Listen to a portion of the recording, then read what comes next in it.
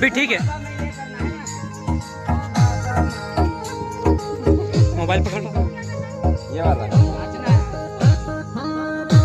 थोड़ा चलते हुए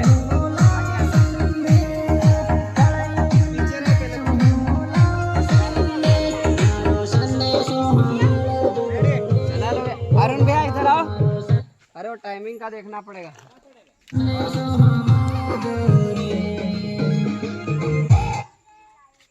वो क्या बताना पड़ेगा ना, टाइमिंग नहीं देख पाएंगे। ये खा लो, थोड़ा चलते हो। चलो एक बार प्रैक्टिकली है ना ये बस।